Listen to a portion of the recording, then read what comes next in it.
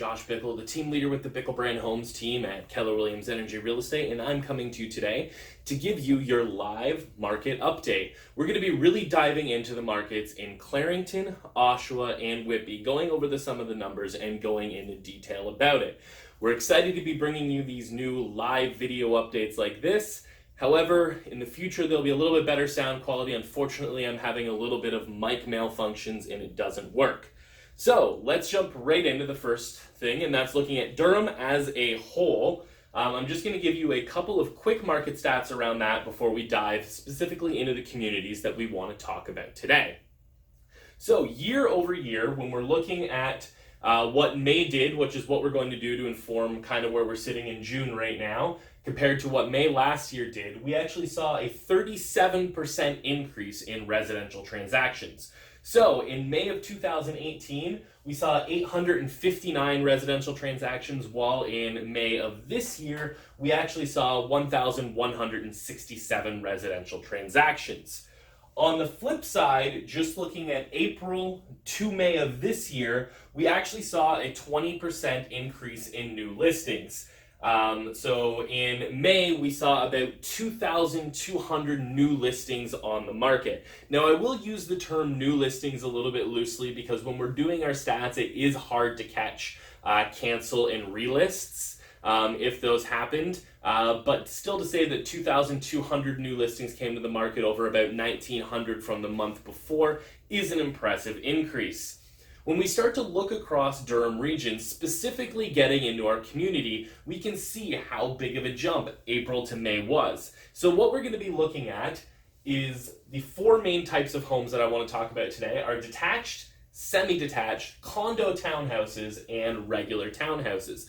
Their sales price in April compared to their sales prices in May. So Clarington is quite a big area because we're covering Courtice, Bowmanville, Newcastle, and a couple of our smaller communities as well.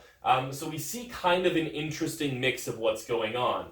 So in terms of detached homes, we actually saw a small dip across Clarington by about $5,635 on the average sales price. But on semi-detached, we actually saw quite a large large bump with plus $56,733. The interesting one across Clarington for me was condo townhouses.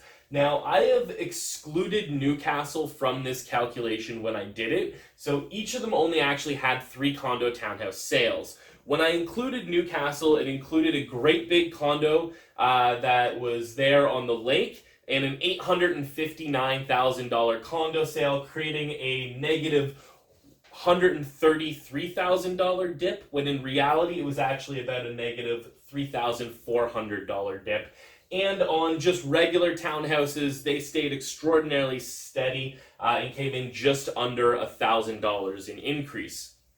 Now, I start with Clarington because the market is kind of a mixed bag when you look at these numbers, and we could break it down into Courtice and Bowmanville, which we'd see actually increasing numbers, while we look at some of the smaller communities like Orono, throw some wrenches into the mix in what's going on there, and the availability of homes that just happen to come up.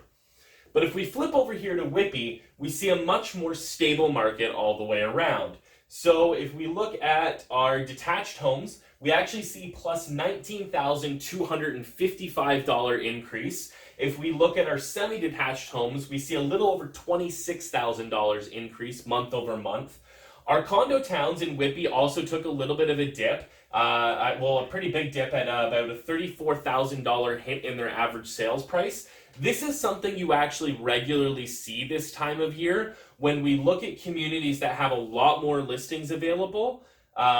It tends to generate more options for first-time buyers in the market. So townhouses became a lot more options. Semi-detached had a lot more options for first-time buyers in that area. So generally that means that people started to pull away from condo townhouses, and it can also just be the types of condo townhouses that are being sold. So if a specific area that has a lower purchase price in condo townhouses are being sold, of course it's going to drive the entire average price down. So I always take condo townhouses with a grain of salt. So if you're in a condo townhouse and you're looking at that, oh my god, I lost so much value, don't worry. You probably didn't. With condo townhouses in Whitby being so different and vast in prices, we just have to really break down what your condo townhouse comparables are. And townhouses in general, again, they showed a stable increase with just under $5,000 increase. Now, Oshawa has continuously proved to be the strongest and most reliable market in Durham, and they showed again month to month this month from April to May and heading into June why they continue to be that. So if you look at detached homes, they saw a significant increase at about 18,500. Semi-detached homes pretty much matched it at an increase of about 17,600, while condo townhouses also saw a very large bump at 33,535, and townhouses saw a modest increase at 7,399. So overall, across the three markets that we talk about, our detached homes actually performed pretty well. Other than across all of Clarington, we were seeing just shy of $20,000 increases month over month. Our semi-detached also performed very well. They actually probably overperformed. But if you take away Oshawa, you actually probably see a much less amount of semi-detached homes that were even being offered that month.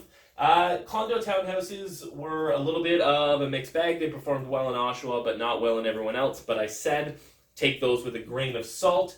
And townhouses showed a steady increase across the region, which continues to prove that first-time home buyers are pretty much the key of the market. They're making up about 50 to 51% of the market right now.